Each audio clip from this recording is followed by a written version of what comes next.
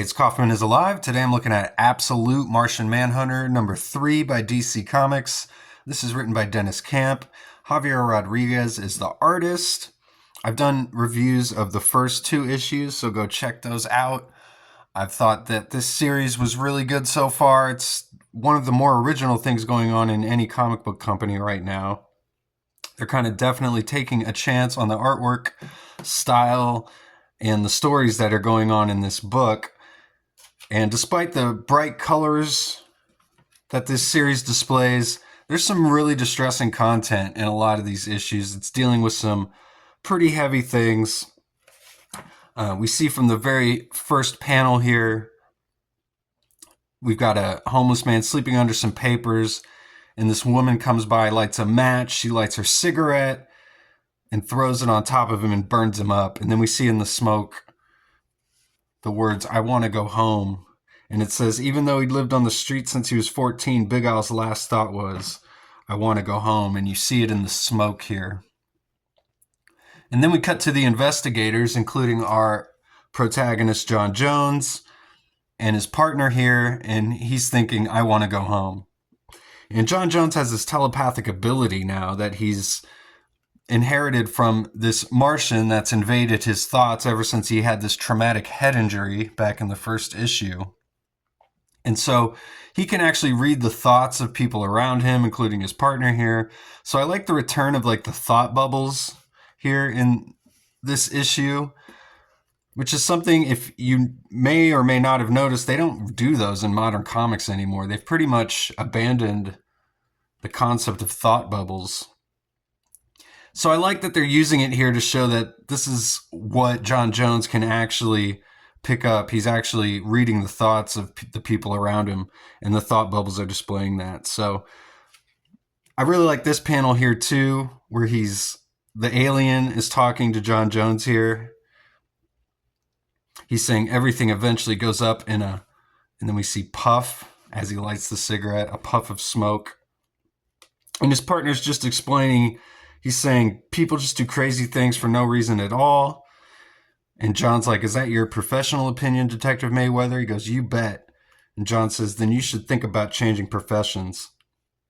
And he's just thinking about cursing at him here. And John Jones picks up on it. But John Jones kind of goes off on a little rant here. He's like, "I really mean it. The job is leaching into him like asbestos, making soft things hard. If he keeps going this way, 6 years from now, his kids will find him beating his wife to death with a golf club in the garage." Jeez. But then John Jones is even like, "I know I sound crazy. I know that." So, even our main character, he's going kind of crazy. He doesn't kind of necessarily understand or trust the thoughts around him. He's trying to wrap his head around everything he's seeing. He's seeing all this smoke, all these colors keep appearing around him. He's got this Martian talking to him. It's really distressing trying to follow the main character, John Jones, here. I feel really bad for the guy because he seems like a pretty decent guy. He's got a wife and a kid. He's got a good job. He's trying to help people. But he's just seeing all these things around him that are stressing him out, including all the people who we find out were burning. There's like this timed, orchestrated immolation of people, and none of the people can really explain what they've done. Some of them don't show remorse because that probably was just in their nature to begin with. But John Jones sees this white smoke around all their heads for all these people. And he notes, "I didn't mention that in my report." And we see some more craziness, some crazy artwork here by Javier Rodriguez. He does all of the artwork here, all the colors and everything. And John Jones trying to walk from his car to his front door is a struggle. He just sees this giant alien apocalypse going on all around him at all times. His wife peeking through the window here. She looks like she's feeling very sad for her husband here. But we've got the green Martian explaining to John. He says the white Martian is cosmic, predator, creator. Ironist, Destroyer, 100,000 life worlds lost. White's great purpose is to devour and delight. So we got Jon Jones. There's just some crazy panels here. And like this one, the house is floating. Shows just how detached Jon Jones is from everything that's going on around him, except for this Martian. I really love this depiction here of a man and his wife who can't talk to each other, and we've got the Martian kind of in the middle who can read the thoughts of everybody. And we've got all their thoughts kind of hanging heavy in the air here in the smoke. So we've got John. He says, I'm going to go check on Tyler, which is their son. He goes to check on his boy who's always playing with the Martian.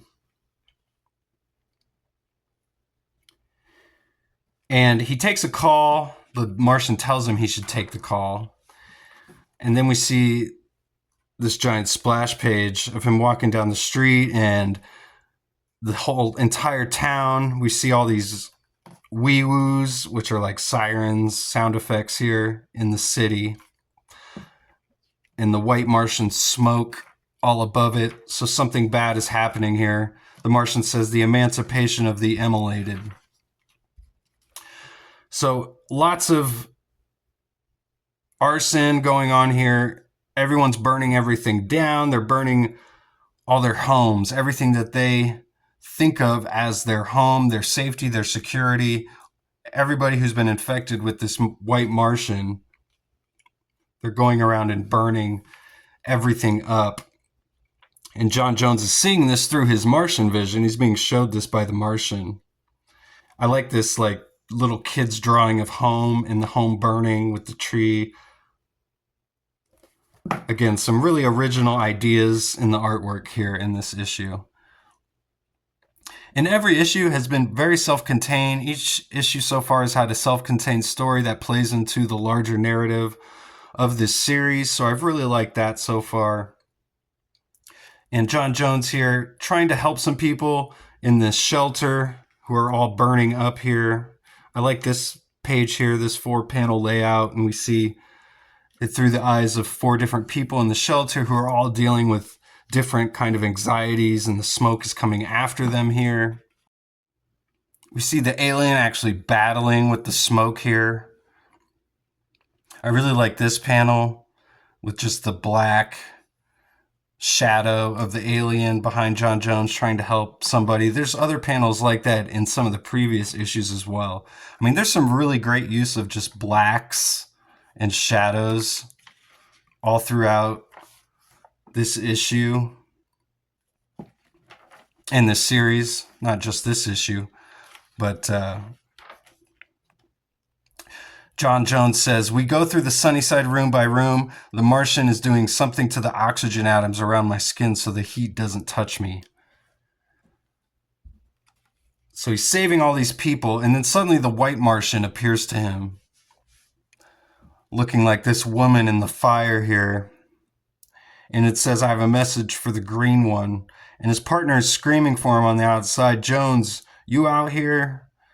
And we see in these little panels someone running through the flames as well. And the white Martian saying, it knows you're here hiding in meat. It knows you're looking. So we've got the green Martian, hiding in Jon Jones, basically, is what the white Martian is saying. And it's saying it knows you're here too. So who's he hiding from? And what's he looking for? And then suddenly, this person who's running here in these panels jumps out the window, lands at the feet of Jon Jones' partner there. This is a really cool page. It says most people don't get it. They think it's about the fire. It's not. It's about the smoke.